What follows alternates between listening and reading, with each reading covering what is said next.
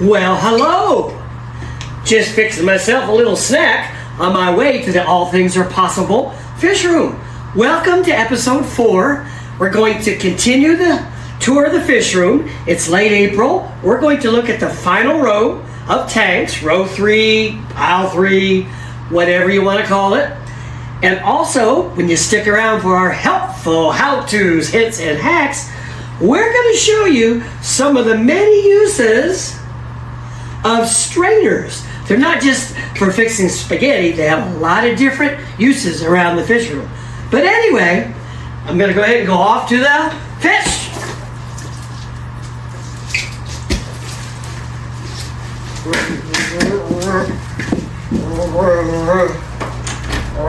Room. Fish room. In this episode, we are taking a look at the third and final row or aisle of the All Things Are Possible fish room. We have 2 racks here with 2 29s and a 20 long on each rack. We have a hexagon tank here that someday will be a glowfish tank. I like glowfish. We have a triple rack of 20 highs. We have a fry rack. 6 trays going on here. We'll look at this a little bit closer. And one of the workstations down here. Odds and ends. Testing kit if I need it. And some medicine if I need it. Fortunately, I haven't had to use much lately. View from the other direction. Good.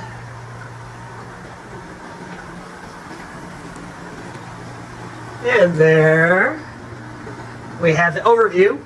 Now let's look at each of the tanks specifically.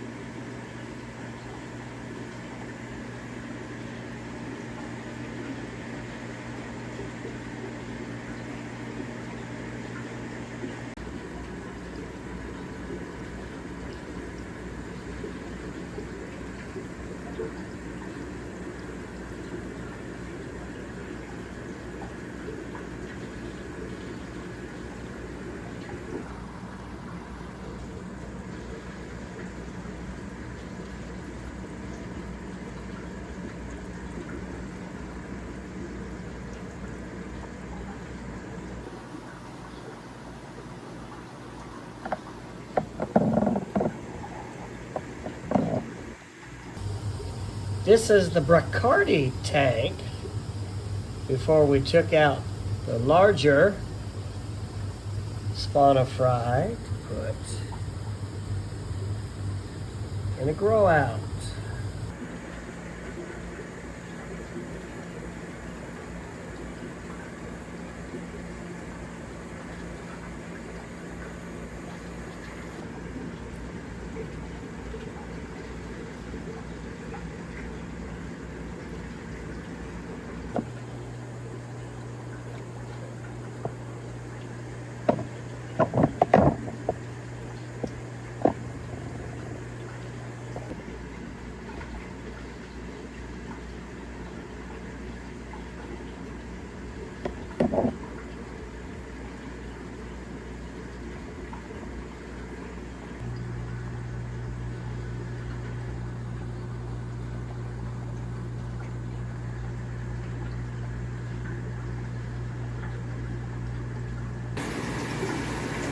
One thing I like to use strainers for is rinsing substrate.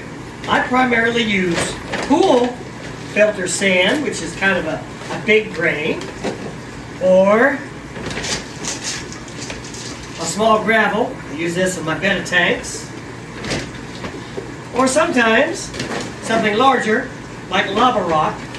So, for example, if I was going to use lava rock, I would take this big strainer with the big holes, put it into the sink, dump in the lava rock, chug, chug, chug, turn on the water, let it go. Every few minutes come over and rinse it really good with my hands. Now, for my larger gravel and this larger type of sand, I use this small hold one. And we change the camera angle so we can get an idea of how exactly I do it. Let's say I'm doing sand. I take a bowl so that when sand goes through, and just a little bit will, because I'm using pool filter sand, this will catch most of it in case it goes through. The white bucket keeps the sand from going down the drain. I reach up on the wall, take a scoop, scoop some sand. This particular brand I got from Lowe's is dirty. Dirty, dirty. Drop it in there. Take another scoop. In it goes. Drop it into the mesh. Fire up the water. Fill it. And then I go off and I do something else. I go off and do something else until the water fills up the pan underneath, or the bowl underneath. And then I come back and I go whoosh, whoosh, whoosh, whoosh, whoosh, whoosh, whoosh, whoosh. And then I'll water off. Do something else in the fish room. After a while, come back.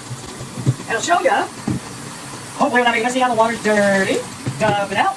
Put sand back. Whoosh, whoosh, whoosh, whoosh, whoosh. Water off. Do something else. Come back. And I'll continue the process until I notice relatively clean water and the job is done. Another way that I use strainers. I've got 50 tanks. When I do water changes, I need to do water changes quick and fast. Down the road, I'll do a series of videos on how I do water changes. But let's say I've got a bunch of 10s and 20s, which I do. I've got fry racks, which are shallow. There's an issue with putting your water in, the fresh water, without disturbing the substrate. Well, you could run the water really slow, but again, when I'm doing lots of tanks, I need a better way. So, I took a strainer, added some PVC on it so it fits about any size tank, and I'm going to demonstrate it here on this 55. So, I set it down.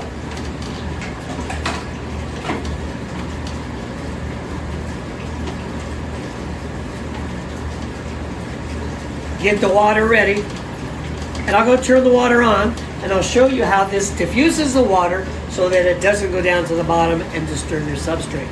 Oh, and by the way, if you happen to be in Broken Arrow, Oklahoma,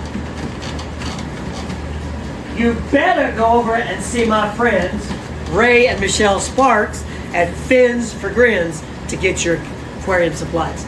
Let me go turn the water on. So the water is on, and we come down below and we can see how it's being diffused and not blasting out. Now obviously it's not that big a deal on a 55 because it's not going to hit the bottom. Next, I'll take it over to the fry rack and show you where it really comes in handy. To show how this strainer rig can really speed up the process, we're going to top off the grow out trays, my fry grow out trays. We start with a bucket of pre-dechlorinated and preheated water. We've got a pump in there.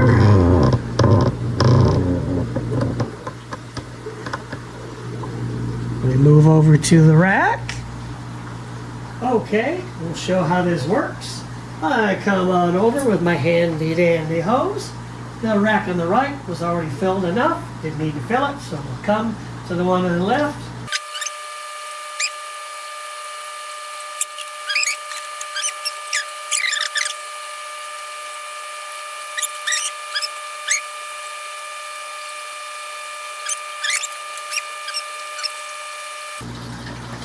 I'm going to turn it off before we do the last tray.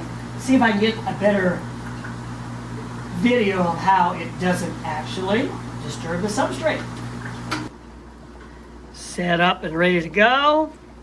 I turn on the pump, and you can notice It's filling.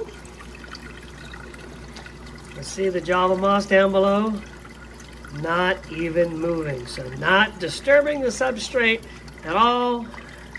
And turn it off.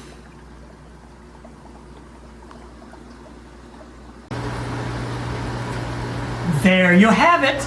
To save maintenance pain, learn how to strain. Something about that. Doesn't sound quite right. Pain, strain, strain, pain. Oh well, anyway. This one. I forgot to tell you how to use this strainer. You'll have to come back another time to find out.